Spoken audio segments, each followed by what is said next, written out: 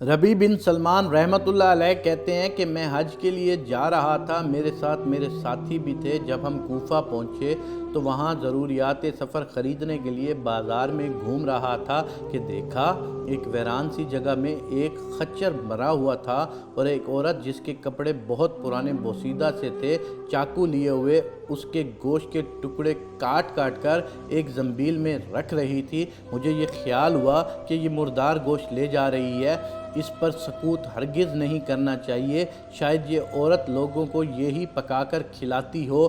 سو میں چپکے سے اس کے پیچھے ہو لیا، اس طرح سے کہ وہ مجھے نہ دیکھ سکے۔ وہ عورت ایک بڑے مقام میں پہنچی جس کا دروازہ بھی اونچا تھا۔ اس نے جا کر دروازہ کھٹکھٹایا، اندر سے آواز آئی، کون؟ اس نے کہا، کھولو، میں بدحال ہوں۔ دروازہ کھولا گیا اور گھر میں 4 لڑکیاں نظر آئیں جن کے چہرے سے بدحالی اور مصیبت کے آثار نظر آ رہے تھے۔ وہ عورت اندر گئی اور زنبیل ان لڑکیوں کے سامنے رکھ دی۔ میں کواڑوں کی درزوں سے جھانک رہا تھا، میں نے دیکھا اندر سے گھر بلکہ برباد اور خالی تھا۔ اسی عورت نے روتے ہوئے لڑکیوں سے کہا، اس کو پکا لو اور اللہ کا شکر ادا کرو۔ وہ لڑکیاں گوشت کاٹ کاٹ کر اس کو آگ پر بھوننے لگیں۔ مجھے بہت تکلیف ہوئی۔ میں نے باہر سے آواز دی، اے اللہ کی بندی، اللہ کے واسطے اس کو نہ کھا۔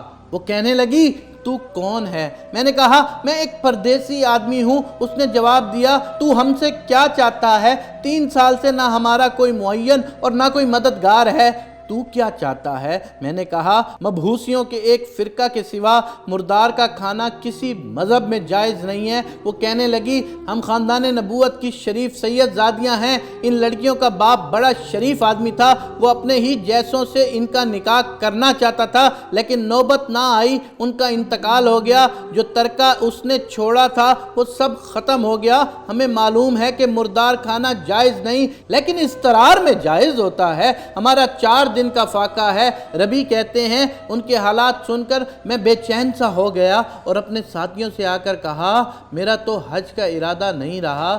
سب نے سمجھایا لیکن میں نے کسی کی نہیں سنی۔ میں نے اپنے کپڑے اور احرام کی چادریں اور جو سامان میرے ساتھ تھا وہ سب لیا اور نقد 600 درہم تھے وہ لیے اور ان میں سے 100 درہم کا آٹا خریدا اور باقی درہم آٹے میں چھپا کر اس بڑھیا کے گھر پہنچایا اور یہ سب سامان اور آٹا وغیرہ اس کو دے دیا۔ اس نے شکریہ ادا کیا اور کہنے لگی، اے ابن سلیمان، اللہ تیرے اگلے پچھلے گناہ معاف کرے اور تجھے حج کا ثواب عطا کرے اور اپنی جنت میں تجھے جگہ عطا فرمائے اور ایسا بدل عطا فرمائے جو تجھے بھی ظاہر ہو جائے۔ ربی کہتے ہیں، حج کا قافلہ روانہ ہو گیا۔ میں ان کے استقبال کے لیے کوفہ ہی رکا رہا تاکہ ان سے اپنے لیے دعا بھی کرواؤں۔ جب حجاج کا ایک قافلہ میری آنکھوں کے سامنے سے گزرا تو مجھے اپنے حج سے محروم رہ جانے پر بہت افسوس ہوا اور رائن سے میرے آنسو نکل رہے تھے۔ جب میں ان سے ملا تو میں نے کہا، اللہ تعالیٰ تمہارا حج قبول کرے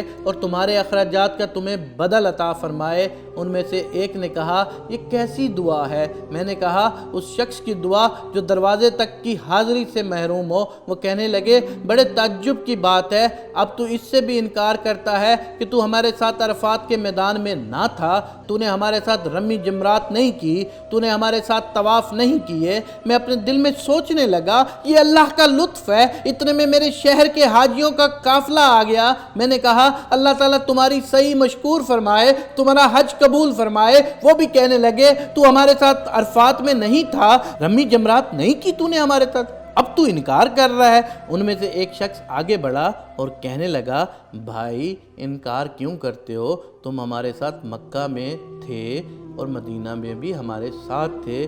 جب ہم قبر عطر کی زیارت کر کے باب جبرائیل سے باہر کو آ رہے تھے، اس وقت اژدہام کی کثرت کی وجہ سے تم نے یہ تھیلی میرے پاس امانت رکھوائی تھی جس کی مہر پر لکھا ہوا ہے، جو ہم سے معاملہ کرتا ہے نفع کماتا ہے۔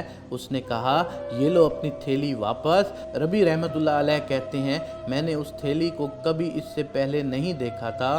اس کو لے کر میں گھر واپس آیا، عشاء کی نماز پڑھی، اپنا وظیفہ پورا کیا، اسی سوچ میں جاگتا رہا کہ آخر یہ قصہ کیا ہے۔ اسی کشمکش میں آنکھ لگ گئی تو میں نے حضور اکرم صلی اللہ علیہ وآلہ وسلم کی ख्वाब में ज़ियारत की। हजूर अकरम सल्लल्लाहु अलैहि वसल्लम ने तबस्सुम फरमाते हुए इरशाद फरमाया, ए रबी, आखिर हम कितने गवाह इस पर कायम करें कि तूने हज किया है, तू मानता ही नहीं। बात यह है कि जब तूने उस औरत पर जो मेरी औलाद में से थी खर्च किया और अपना हज का इरादा मुलतवी किया तो अल्लाह ने उसका नेमुल बदल तुझे अता किया। अल्लाह ने एक फ़रिश्ता तेरी सूरत बनाकर उसको हुक्म दिया कि वो क़यामत तक हर साल तेरी तरफ से हज किया करेगा, और दुनिया में तुझे ये औज़ दिया कि 600 दिरहम के बदले 600 दीनार अशरफियाँ अता की। रब्बी रहमतुल्लाह अलैह कहते हैं, जब मैं सोकर उठा तो उस हथेली को खोल कर देखा तो उसमें 600 अशरफियाँ मौजूद थीं। सुभान अल्लाह।